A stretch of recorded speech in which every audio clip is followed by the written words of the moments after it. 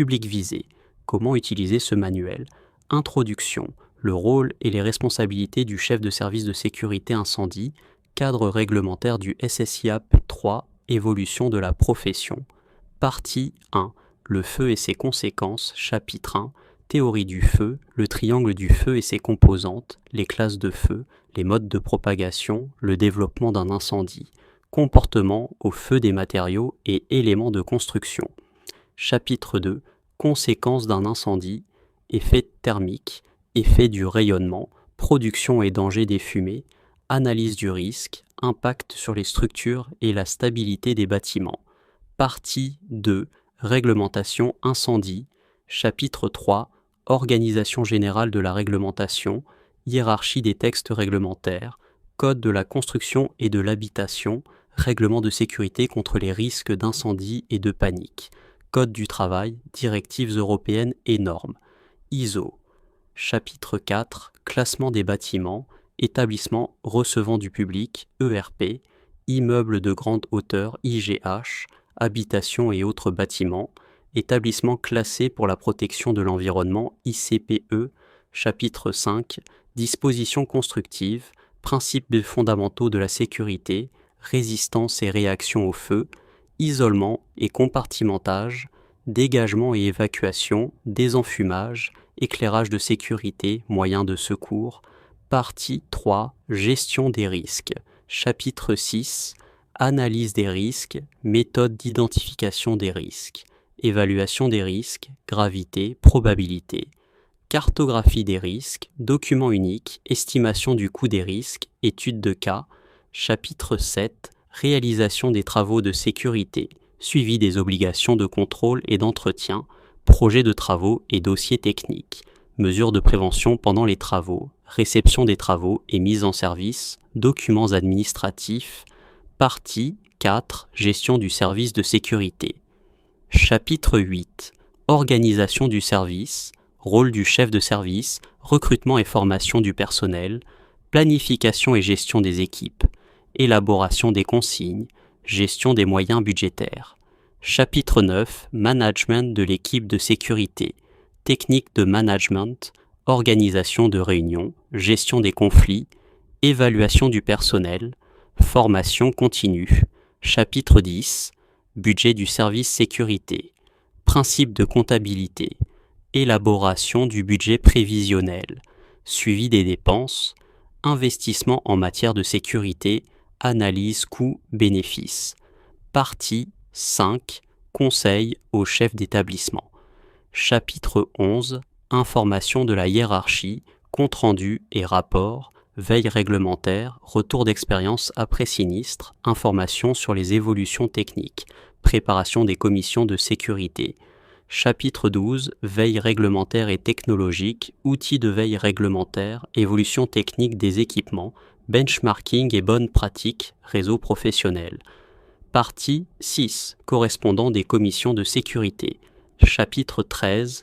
Commission de sécurité, composition et rôle des commissions, préparation des visites, documents à présenter, suivi des prescriptions, cas particuliers, avis défavorables, dérogations, annexe, lexique des termes techniques, texte réglementaire de référence, modèle de document, registre de sécurité, permis de feu, etc., QCM et exercices pratiques, références bibliographiques, index, préparation à l'examen, SIAP 3, structure des épreuves, conseil méthodologique, sujet type avec corrigé, auto-évaluation. Mon expérience dans le domaine de la sécurité incendie m'a permis de constater les défis quotidiens auxquels sont confrontés les chefs de service. Évolution réglementaire constante, technologie en mutation rapide, management d'équipe, contraintes budgétaires et, surtout, la lourde responsabilité morale et juridique liée à la protection des vies humaines. Ce livre est né de la volonté de vous offrir un outil complet, rigoureux et pratique pour relever ces défis avec assurance. Objectif de ce livre. Cet ouvrage poursuit plusieurs objectifs essentiels. 1. Préparer efficacement à l'examen SSIAP 3 en couvrant l'intégralité du référentiel pédagogique défini par l'arrêté du 2 mai 2005 modifié, avec une attention particulière aux points complexes souvent source de difficultés. Deuxième, servir de référence professionnelle durable pour les chefs de service en exercice, en proposant une approche pratique des problématiques quotidiennes au-delà des seules exigences de l'examen. Troisième, développer une vision stratégique de la sécurité incendie qui dépasse la simple application des textes pour favoriser une véritable culture de sécurité intégrée à la gouvernance des établissements. Quatrième, faciliter l'acquisition des compétences managériales indispensables à la fonction de chef de service, en proposant des outils concrets de gestion d'équipe, de communication et de pilotage budgétaire. Cinquième, accompagner l'adaptation aux évolutions du métier face aux nouveaux risques, aux innovations technologiques et aux transformations réglementaires. Public visé. Ce manuel s'adresse prioritairement à 3 catégories de lecteurs, notamment les candidats à l'examen SSIAP 3 qui trouveront ici une ressource complète pour leur préparation, qu'ils soient en formation initiale ou en recyclage, les chefs de service de sécurité incendie en poste désireux d'approfondir leurs connaissances, de se tenir informés des évolutions réglementaires ou de perfectionner leurs compétences managériales. Les responsables d'établissements, ERP, IGH, industriels, souhaitant mieux comprendre les enjeux de la sécurité incendie et les responsabilités associées à la fonction de chef de service. Par extension, cet ouvrage peut également intéresser d'autres acteurs de la sécurité incendie, bureaux d'études, architectes, formateurs, ainsi que les agents SSIAP 1 et 2 ambitionnant d'évoluer vers des fonctions d'encadrement. Comment utiliser ce manuel ? Pour tirer le meilleur parti de cet ouvrage, je vous invite à suivre ces quelques recommandations. Pour les candidats à l'examen SSIAP 3.1, commencez par une lecture intégrale pour vous familiariser avec l'ensemble des thématiques abordées. 2. Utilisez le plan détaillé comme feuille de route pour structurer votre apprentissage en suivant la progression proposée. 3e, réalisez systématiquement les exercices et QCM proposés à la fin de chaque chapitre pour valider votre compréhension. 4e, consultez les sujets types corrigés dans la section dédiée à la préparation de l'examen. 5e, approfondissez les points difficiles en vous aidant des annexes et références bibliographiques. Pour les professionnels en poste 1, utilisez l'index thématique pour accéder directement aux informations recherchées en fonction de vos besoins ponctuels. 2. Exploitez les fiches synthétiques pour un rappel rapide des points essentiels. 3e, adaptez les outils et modèles proposés, tableaux de bord, fiches d'évaluation, etc., à votre contexte professionnel spécifique. 4e, parcourez régulièrement la partie consacrée à la veille réglementaire pour rester informé des évolutions du cadre légal. Note sur l'approche pédagogique. J'ai délibérément choisi une approche pédagogique qui alterne des exposés théoriques rigoureux ancrés dans les textes réglementaires et les connaissances scientifiques actuelles, des illustrations concrètes issues de situations réelles pour faciliter la compréhension et la mémorisation, des études de cas détaillées permettant d'appliquer les connaissances à des contextes variés, des conseils pratiques issus de l'expérience de chefs de service confirmés. Les schémas, tableaux et infographies ont été conçus pour clarifier les concepts complexes et favoriser une approche visuelle complémentaire au texte. Remerciements. Je tiens à exprimer ma gratitude envers les nombreux professionnels qui ont contribué, directement ou indirectement, à la réalisation de cet ouvrage, chefs de service expérimentés, formateurs, SSIAP, membres des commissions de sécurité, experts en prévention des risques et officiers de sapeurs-pompiers. Leurs retours d'expérience, conseils et relectures critiques ont considérablement enrichi le contenu de ce manuel. Mes remerciements s'adressent également à tous ceux qui œuvrent quotidiennement pour la sécurité de nos concitoyens, parfois dans l'ombre, mais toujours avec professionnalisme et dévouement. Je vous souhaite une lecture enrichissante et formatrice, au service d'une mission essentielle, la protection des personnes et des biens contre les risques d'incendie. La sécurité n'est pas une priorité, c'est une valeur fondamentale. Partie 1. Le feu et ses conséquences. Chapitre 1. Théorie du feu, le triangle du feu et ses composantes 1.1.1. Définition fondamentale. Le feu est une réaction chimique d'oxydation exothermique, communément appelée combustion. Pour qu'un feu se déclare et se maintienne, 3 éléments doivent être simultanément présents, formant ce que l'on nomme le triangle du feu, Un combustible, matière capable de brûler, solide, liquide ou gazeux. Un comburant, corps qui, en se combinant avec le combustible, permet la combustion, généralement l'oxygène de l'air. Une énergie d'activation, énergie nécessaire pour déclencher la réaction, étincelle, flamme, chaleur. La suppression d'un seul de ces trois éléments entraîne l'extinction du feu, principe fondamental sur lequel reposent toutes les stratégies d'extinction. Premier point, 1.2. Évolution vers le tétraèdre du feu. Les recherches scientifiques ont démontré que le modèle du triangle du feu, bien que pédagogique, ne suffit pas à expliquer pleinement le phénomène. Un quatrième élément intervient de façon cruciale, la réaction en chaîne qui auto-entretient la combustion. Le tétraèdre du feu comprend donc le combustible, le comburant, l'énergie d'activation, la réaction en chaîne, processus autocatalytique qui perpétue la combustion une fois initiée. Ce modèle plus complexe explique notamment pourquoi certains agents extincteurs comme les poudres BC agissent non pas en supprimant un des éléments du triangle, mais en interrompant chimiquement la réaction en chaîne. 1.3. Analyse détaillée des composantes, le combustible. Les combustibles peuvent être classés selon leur état physique, combustible solide, solide naturel, bois, papier, textile, charbon, solide transformé, plastique, composite, mousse synthétique, solide métallique, sodium, magnésium, aluminium, titane, caractéristiques déterminantes, point d'inflammation, température minimale à laquelle le solide émet suffisamment de vapeur pour s'enflammer au contact d'une source d'ignition. Pouvoir calorifique, quantité de chaleur libérée par unité de masse. Surface spécifique, rapport surface-masse qui influence la vitesse de combustion. Conductivité thermique, capacité à conduire la chaleur. Combustible liquide, hydrocarbures, essence, gazole, kérosène, fioul, alcool, méthanol, éthanol, isopropanol, solvant, acétone, benzène, toluène, huile végétale et animale, caractéristiques déterminantes, point d'éclair, température minimale à laquelle un liquide émet suffisamment de vapeur pour former, avec l'air, un mélange inflammable, point d'auto-inflammation, température à laquelle le liquide s'enflamme spontanément sans source d'ignition, limite d'inflammabilité, concentration minimale et maximale de vapeur dans l'air permettant l'inflammation.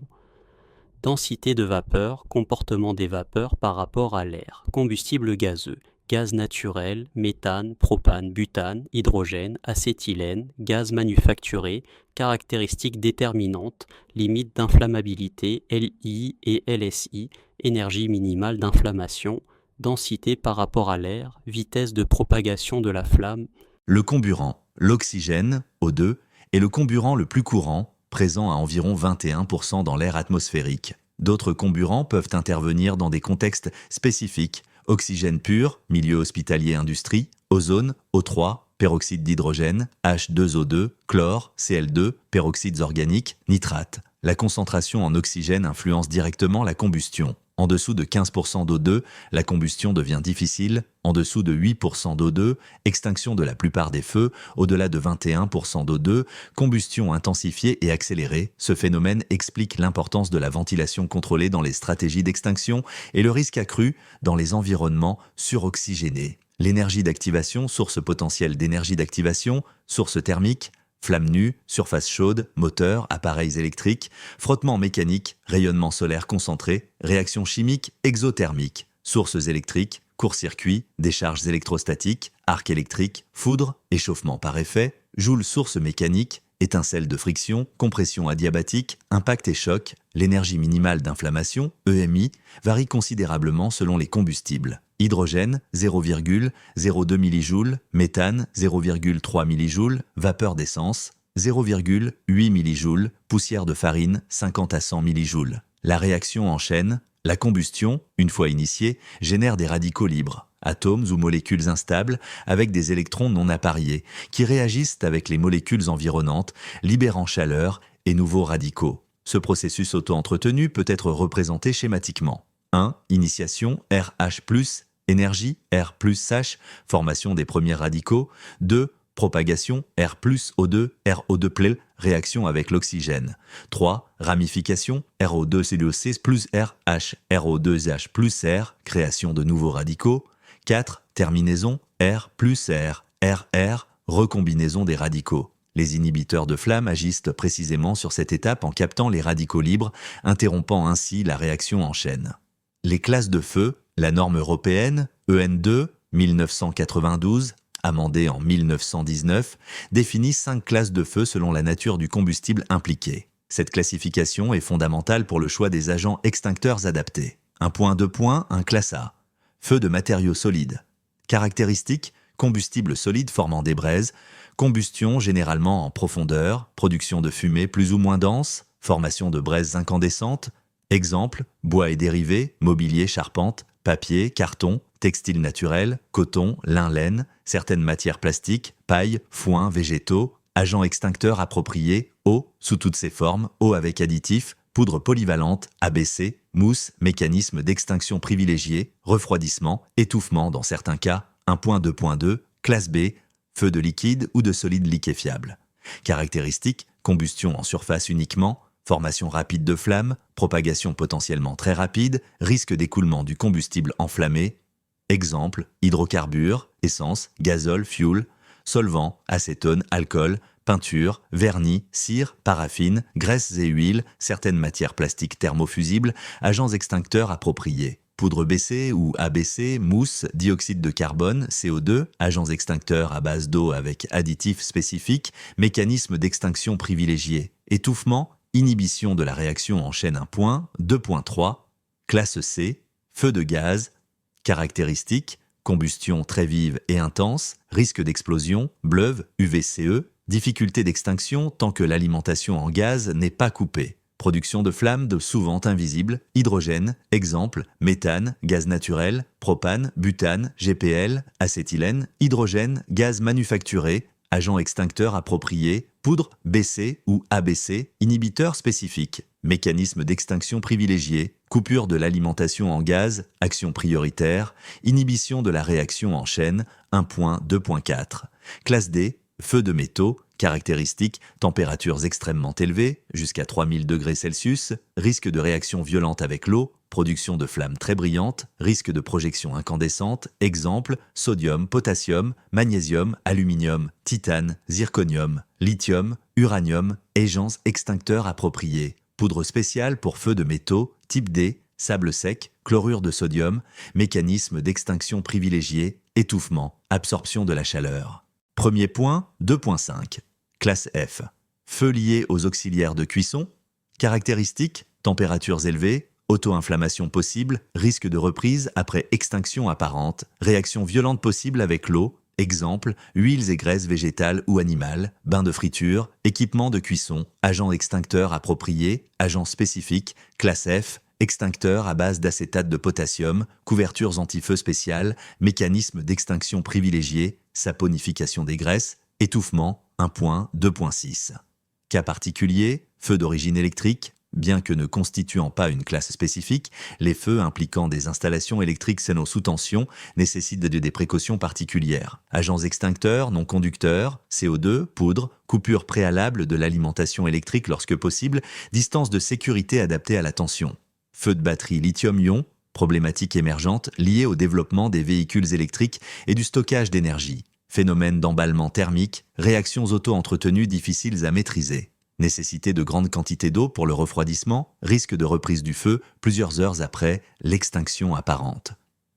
Les modes de propagation, la compréhension des mécanismes de propagation du feu est essentielle pour anticiper son développement et mettre en œuvre des stratégies de prévention et de lutte efficaces. 1.3.1 Transferts thermiques fondamentaux. La chaleur se propage selon 3 mécanismes physiques distincts. La conduction-définition, transfert de chaleur à travers un matériau sans déplacement de matière, de proche en proche. Caractéristique, nécessite un contact direct entre les corps, dépend de la conductivité thermique du matériau, phénomène prédominant dans les matériaux solides. Application pratique, propagation dans les structures métalliques, poutres, gaines techniques, transmission à travers les parois, échauffement des portes coupe-feu, conductivité thermique de matériaux courants, W par M par K, cuivre, 390, acier, 50, béton, 1,75, bois 0,15, laine de verre 0,04. La résistance à la conduction est un critère essentiel pour les matériaux coupe-feu. La convection, définition, transfert de chaleur par mouvement d'un fluide, liquide ou gaz transportant l'énergie thermique. Caractéristiques, mouvement ascendant des gaz chauds, convection naturelle, accélération possible par des systèmes mécaniques, convection forcée, phénomène dominant dans la propagation verticale des incendies. Application pratique, propagation dans les cages d'escalier, propagation dans les gaines techniques des verticales, formation des panaches thermiques, embrasement des étages supérieurs. La convection explique pourquoi les incendies se propagent de plus rapidement vers le haut qu'horizontalement, justifiant les dispositifs de compartimentage vertical, recoupement des gaines, écran de cantonnement. Le rayonnement. Définition, transfert d'énergie thermique par ondes électromagnétiques sans support matériel. Caractéristiques, propagation omnidirectionnelle, propagation en ligne droite, traverse le vide, intensité décroissante avec le carré de la distance. Application pratique, propagation à distance sans contact, transmission à travers les surfaces vitrées, embrasement de façades opposées, effet miroir dans les rues étroites, auto-inflammation de matériaux à distance. L'énergie rayonnée dépend de la température selon la loi de Stefan Boltzmann, E égale sigma T au quatrième, où sigma est la constante de Stefan Boltzmann et T la température absolue en Kelvin.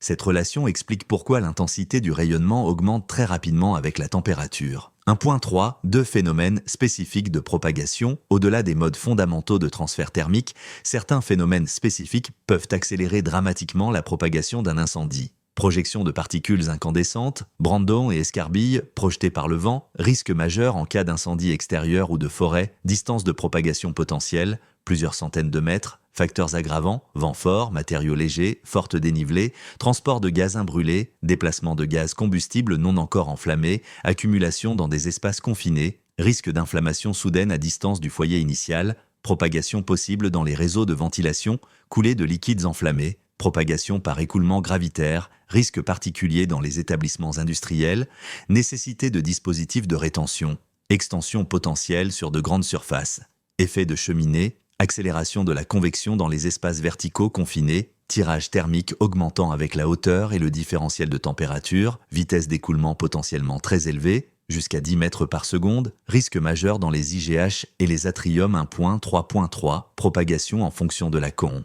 Premier point, 3.3. Propagation en fonction de la configuration des lieux. La géométrie des espaces influence considérablement la dynamique de propagation du feu. Propagation horizontale. Facteurs influents. Charge calorifique des locaux, nature des revêtements, degré de compartimentage, présence d'ouverture, porte, trémies, vitesse moyenne de propagation. En espace cloisonné standard, 0,5 à 2 mètres par minute, en espace ouvert avec charge calorifique élevée, jusqu'à 5 mètres par minute, barrières efficaces, parois coupe-feu, porte coupe-feu à fermeture automatique, rideau d'eau, espace tampon déchargé, propagation verticale, facteurs influents, présence de gaines techniques, configuration des façades, matériaux, ouverture, atrium et espace multiniveau, effet de cheminée, vitesse moyenne de propagation, par les gaines techniques, jusqu'à 10 mètres par minute, par les façades, 2 à 5 mètres par minute, 5 mètres par minute selon les matériaux. Par les escaliers non encloisonnés, 5 à 15 mètres par minute.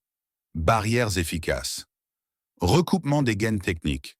6 stops, dispositif coupe-feu, écran de cantonnement, encloisonnement des escaliers, propagation en façade, mécanisme spécifique, effet de tirage en façade, propagation par les ouvertures, fenêtres, transmission par les matériaux combustibles, effet leapfrog, saute-mouton entre étages, facteurs aggravants, isolation thermique par l'extérieur combustible, présence de balcons ou d'avancées horizontales, retour de flamme en angle, façade double pot sans recoupement, solution préventive, bande de recoupement incombustible, C+D, choix de matériaux adaptés, Euroclass, conception appropriée des retours de flamme, le développement d'un incendie.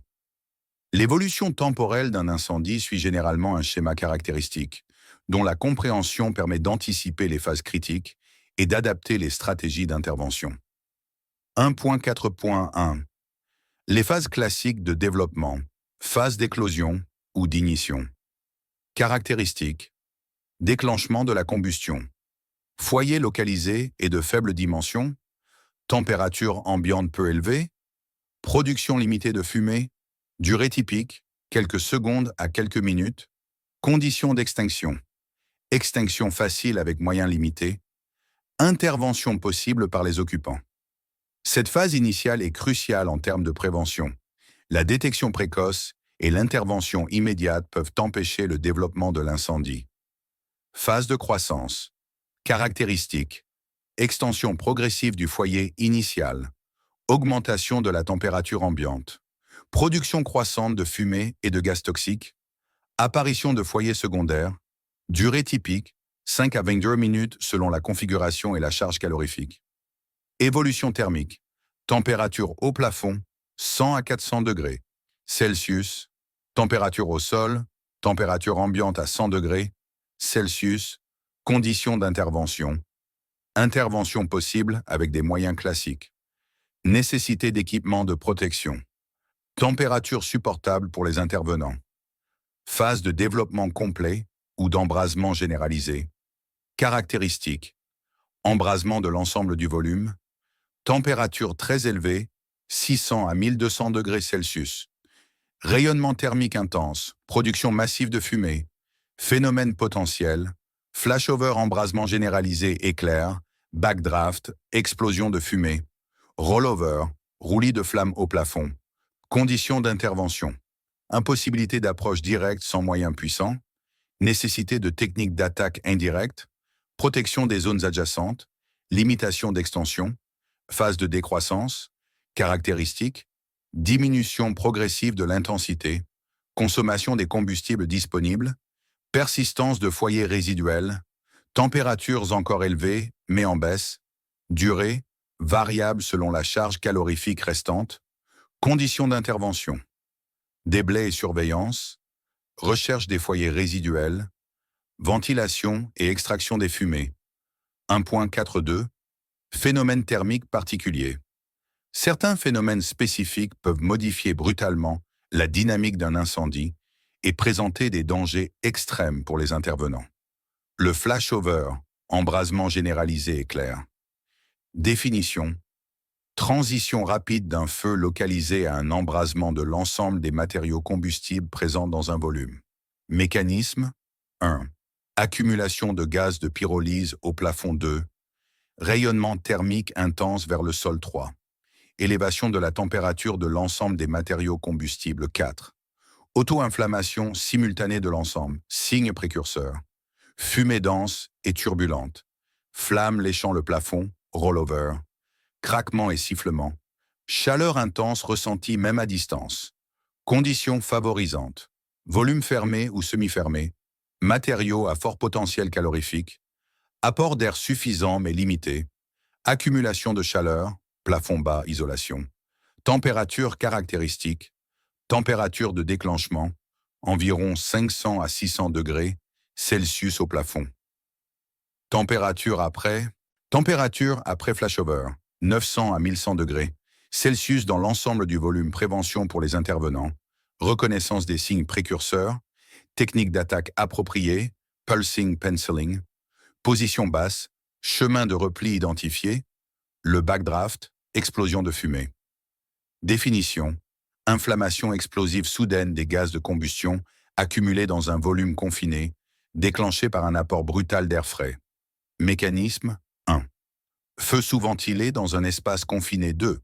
Accumulation de gaz de pyrolyse riche en CO et hydrocarbures imbrûlés 3. Ouverture apportant de l'oxygène frais 4. Mélange rapide air-gaz atteignant les limites d'inflammabilité 5. Inflammation explosive. Signes précurseurs. Fumée dense, jaunes à grises, pulsante. Fenêtre noircie, chaude. Porte chaude au toucher. Bruit de tirage à l'ouverture. Mouvement d'air aspiré vers l'intérieur. Conséquences. Boule de feu explosive se propageant vers la source d'air. Onde de pression pouvant projeter les intervenants. Températures instantanées extrêmes, supérieures à 1000 degrés Celsius. Prévention pour les intervenants. Ouverture contrôlée des volumes. Position hors flux potentiel. ventilation tactique préalable, technique du door entry sécurisé, le fear gas ignition, inflammation des gaz de feu. Terme générique regroupant plusieurs phénomènes d'inflammation de gaz, combustible préalablement accumulé. Smoke explosion, inflammation de fumée accumulée dans un volume annexe au foyer principal, déclenchement par point chaud ou flamme, risque dans les combles, faux plafonds, gain rollover, roulis de flamme, inflammation des gaz chauds accumulés en couche au plafond, propagation rapide horizontale, précurseur fréquent du flashover, ghost flame, flamme fantôme, inflammation de poches de gaz ponctuelle, apparition et disparition successives, indication d'une instabilité thermique dangereuse 1.43, courbe normalisée de température.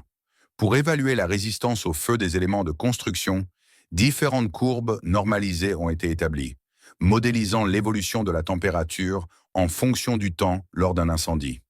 Courbe ISO 834, courbe conventionnelle standard.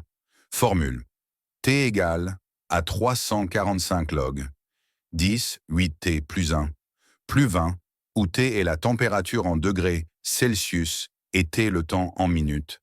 Caractéristique, montée rapide en température. Ne comporte pas de phase de décroissance. Référence principale pour les classements de résistance au feu des éléments de construction, courbe feu d'hydrocarbures.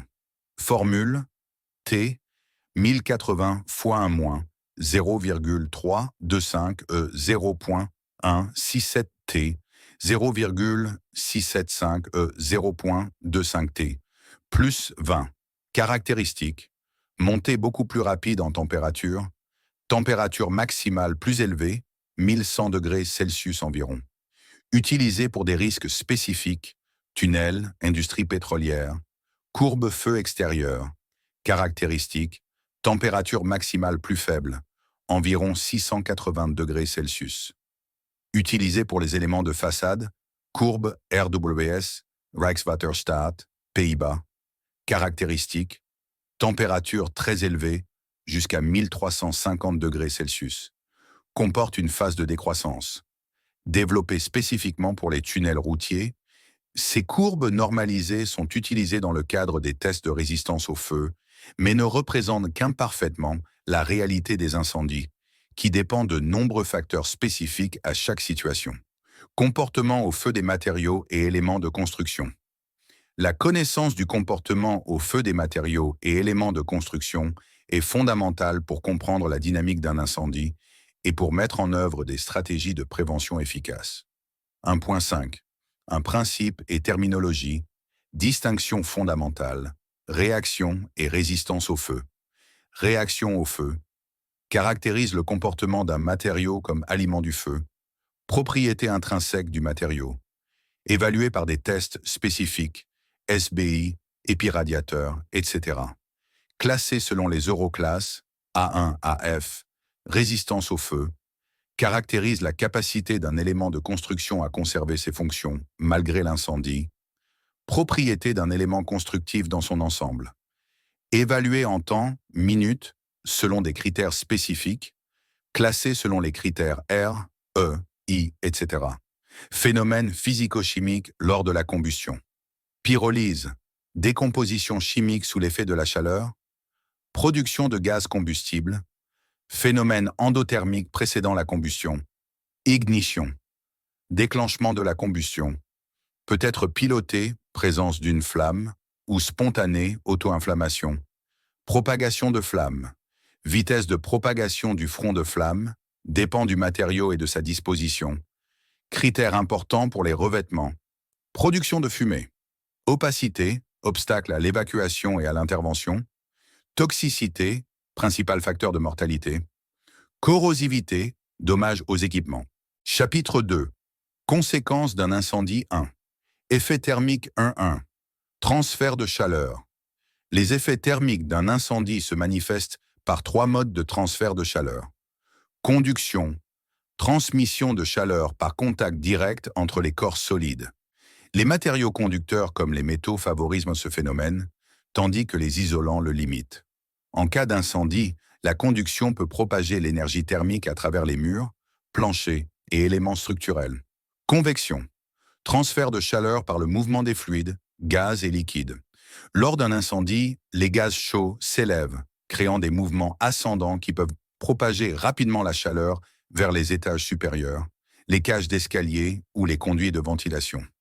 Rayonnement. Propagation de l'énergie thermique sous forme d'ondes électromagnétiques sans nécessité de support matériel.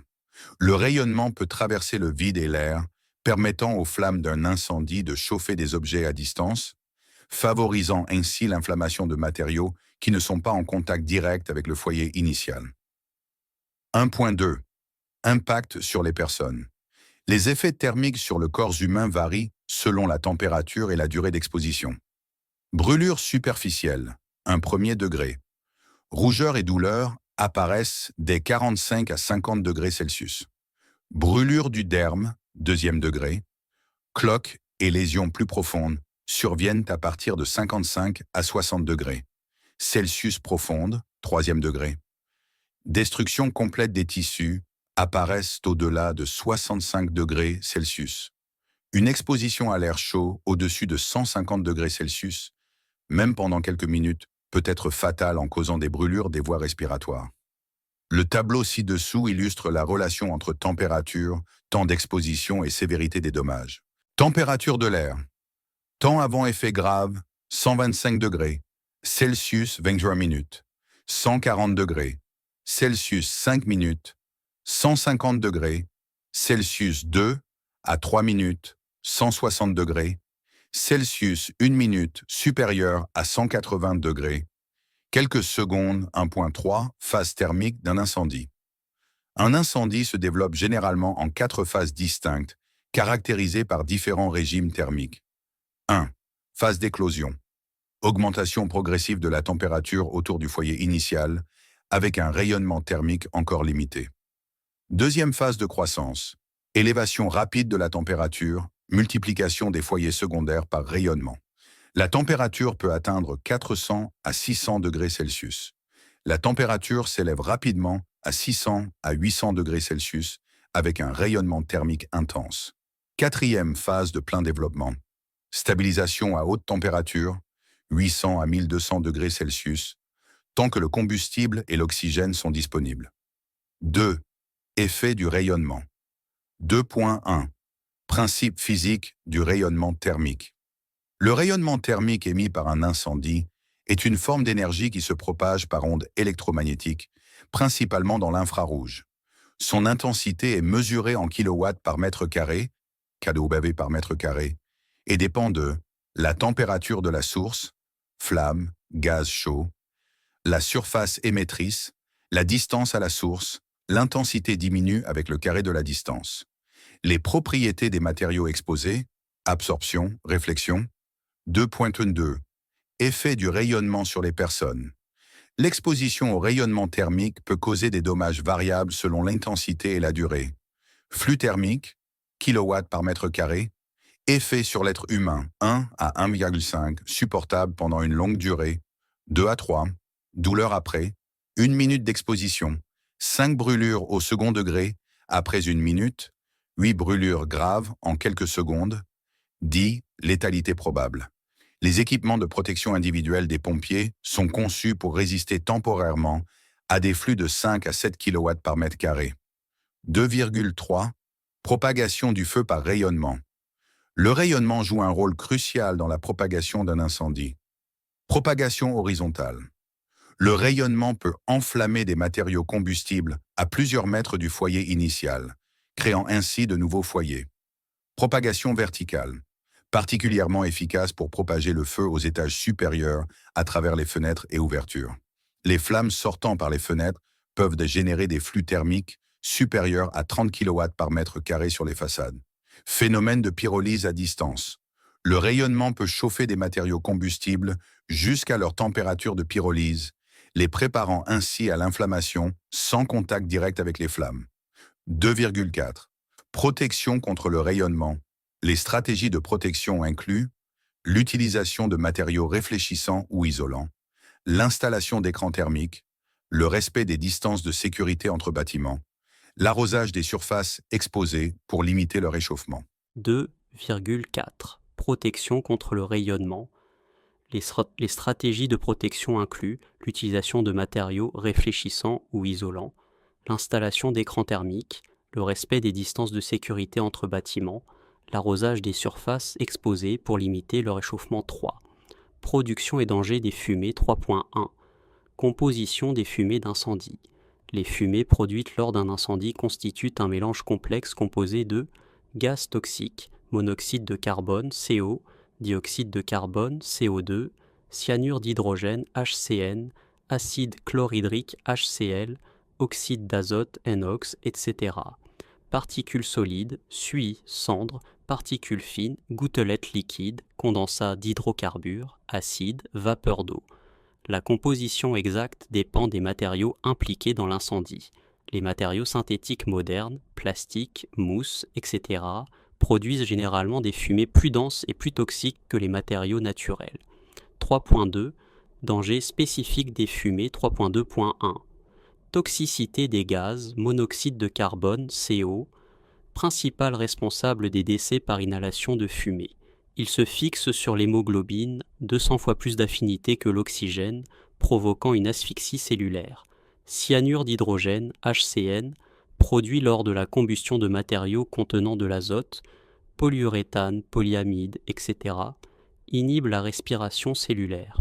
Dioxyde de carbone, CO2, en concentration élevée, provoque une hyperventilation qui accélère l'inhalation des autres toxiques.